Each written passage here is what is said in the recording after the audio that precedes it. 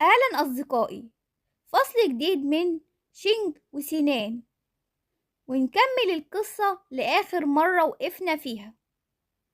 شينج نامت وسينان كان سهران جنبيها وباصص عليها وعلى براءة وشها وهي نايمة زي الطفلة. بعدها هو قام عشان يفتح اللاب بتاعه عشان يدور على الأشخاص اللي بتطلع شائعات على شينج في السوشيال ميديا والجامعة.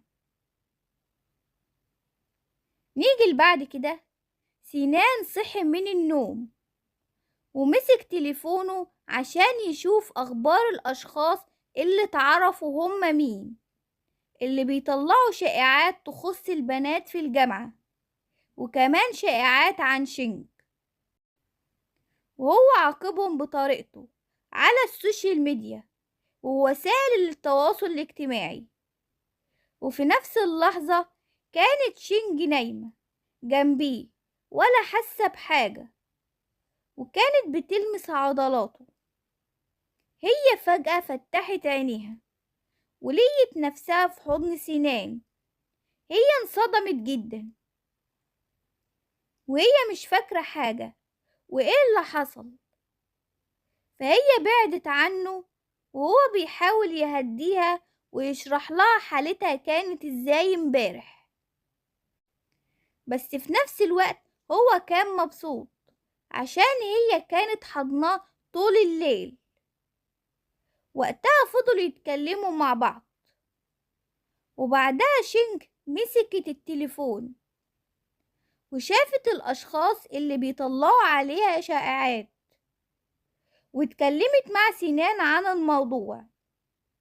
وقتها شينج شكرت سينان جدا وحضنته عشان هو عاقب الناس دي. نيجي لبعد كده، المدرس وصديقته. المدرس بيقول لها إنه هو خد كل حاجته وقال لها إنه حالتها كانت وحشة جدا امبارح وهي كانت تعبانة جدا. والبنت وقتها اتأسفت عشان كانت مش في وعيها وقالت له إنه واخد حاجته ليه دي كلها. المدرس رد عليها وقال إنه عنده اجتماع وهيكون هناك ل4 أيام ومشي، وهي فضلت بص عليه. نيجي لبعد كده في الجامعة، سينان وشينج ماشيين في وسط الجامعة وسينان معدي بنت من الطلاب بتسلم عليه وهو بص عليها ومشي ومعبرهاش. البنت دي طلعت هي اللي كانت بتتخانق مع شينج في الحمام وهي اللي بتطلع كمان عليها شائعات في الجامعة وبتتكلم عليها كمان في الجامعة. نروح لشينج، كانت ماسكة تليفونها وبتفكر في سنان وهي واقفة بتبص لقيت مين؟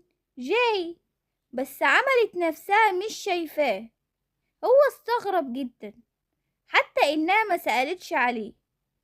وهي ماشية في واحد من الطلاب جه وبيتأسف لشينج عشان كان هو السبب في نشر الشائعات وفضل يتكلم معاها. فجأة جه جاي ومسك فيه وضربه عشان قرب من شينج. والولد ده بيقوله انت بتدافع عنها ليه؟ هو انت حبيبها ولا صديقها ولا علاقتك بيها ايه؟ شينج واقفة وكانت مصدومة جدا من اللي حصل. فرد جاي على الطالب وبيقوله ايوه انا عندي مشاعر ناحيتها وبحبها حب بس من طرف واحد، وقاله انه ما يقربش منها تاني. الولد انصدم جدا من اللي سمعه. بعدها جاي ساب الولد وهو مشي، لكن شينج واقفة ومش عارفة تقول ايه. هي حاولت تشكره على اللي هو عمله معاها. بعدها هي حاولت تتكلم على الكلام اللي هو قاله إن هو معجب بيها. فرد جاي عليها وهو بيضحك إن كان مش قاصد حاجة، وبيتأسف على الكلام ده اللي هو قاله. فشينج قالت إن هي في أمور لازم توضحها له، وقالت إنه ما يعجبش بيها تاني ولا يحبها. جاي سمع الكلام ده بس مش بيرد عليها، لكن كان زعلان جدا وبيفكر كتير ومتأثر جدا لأن شينج قالت كده، وهو مش عارف يتوقف عن حبها، وهو بيحبها حب من طرف واحد بس. نيجي لسنان كان جه، وشينج كانت واقفة ومتنحة من بعد ما جاي مشي وسابها. وبعدها هما مشيوا، لكن طول الطريق شينج سرحانة ومش على طبيعتها، وسنان ملاحظ ده وواخد باله ومستغرب جدا من تصرفاتها. نيجي لبعد كده، سنان وشينج راحوا قابلوا أخوها وصديقته المحامية، وهي سلمت على شينج وسنان، وكلمت شينج على إنها فتاة لطيفة جدا، وكانت لطيفة جدا معاها، وقالت لشينج إنها تقف معاها في أمور كتير في القانون بخصوص الأشخاص اللي بيطلعوا عليها الشائعات. نيجي لبعد كده، شينج واقفة وسرحانة، وجي سنان وبيسألها على إنها صاحية ليه في الوقت ده، وإيه اللي شاغل تفكيرها. وقتها سنان فضل يطمنها ويتكلم معاها، وكان حنين جدا عليها. نيجي للمدرس، رجع البيت وطلعت صديقته قدامه، وكانت جميلة جدا، وهو تنح وقتها لكن حاول يهرب.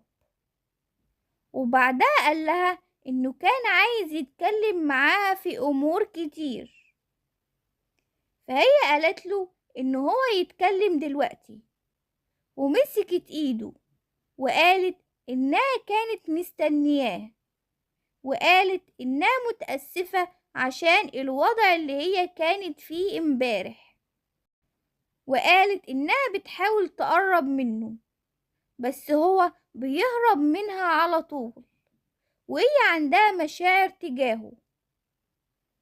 فرد المدرس عليها وقال لها إنها غلطانة عشان هي ظنت إنه هو عنده مشاعر تجاهها، وهو بيعاملها زي أخته، وهو كمان بيعاملها زي حد من عيلته. فالبنت زعلت وبتقول إنه طول السنين دي ما عندوش مشاعر تجاهها، وكمان كان بيعاملها زي أخته. وبعدها هي قالت إنها مش مصدقاه عشان تصرفاته بتقول غير كده، وهو رد عليها وقال لها إنه فعلا مش بيحبها، وهي ردت وقالت إنها بتحبه وهي مش عايزة تنفصل عنه. فهو رد وقال إن هو مش عايزها تختار خيار تندم عليه بعدين في عمرها الصغير ده. فهي حضنته وقالت إن هو شخص تاني، وهي مش هتعرف تبعد عنه ولا تحب حد تاني. بعدها هو أخيرا اعترف ليها وقال إنه بيحبها وهو بيعزها جدا، وهي الشخص المهم في حياته. فالبنت دي فرحت جدا وكانت خايفة لا يسيبها، وهو كمان كان مبسوط. نيجي لشينج وأخوها، كانوا مسافرين، وشينج كانت زعلانة عشان هتسيب سنان وتسافر. فجأة فكرت وقالت لأخوها إنها مش هتسافر معاه وهترجع عشان سنان، وهي هتقضي الأجازة معاه. هو وقتها أخوها اتضايق جدا وكان عايز يضرب سنان لما يشوفه. بعدها شينج رجعت عند سنان وهو قام يفتح الباب، فليه شينج. هو استغرب عشان هو عارف إنها هترجع مع أخوها، بس هو فرح جدا. بس هو كان قلقان من رد فعل أخوها. بس أهم حاجة عنده شينج تكون معاه. وقتها سنان اتكلم معاها على إنها سابت أخوها في المطار وكان ردة فعله إيه. بس وقتها سنان كان فرحان جدا، وبعدها قال لها إنهم هيخرجوا ياكلوا برا عشان جعانين. وقتها سنان قرب منها وفضل يغازل فيها، وكان شكلهم لطيف قوي وفي قمة الرومانسية.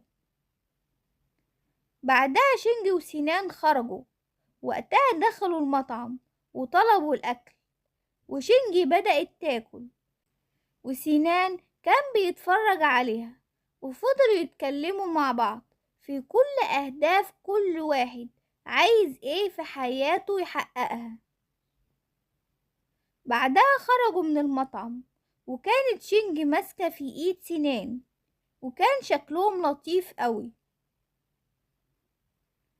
نيجي بعد كده اخو شينج واقف ومستني شينج وسنان من برا، وشكله رجع عندهم تاني بعد ما سافر عشان ما يسيبهمش لوحديهم، وكان متضايق جدا وغيران على اخته.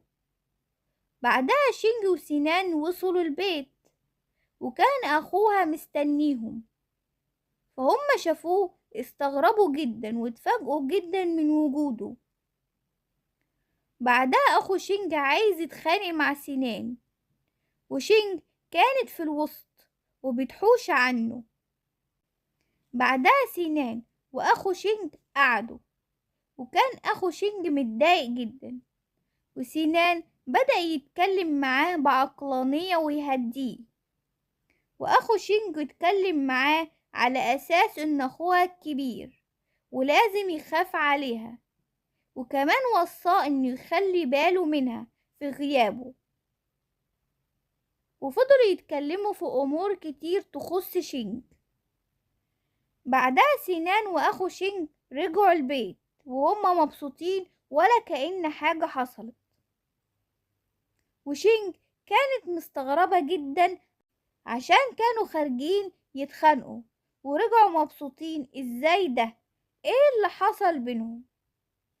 وقتها اخو شينج وسنان فضلوا يحضنوا في شينج، وشينج مش عارفة ايه اللي بيحصل بالضبط، وكانت مستغربة جدا وبتسألهم على شكلهم كده ليه، وايه اللي حصل بينهم بره.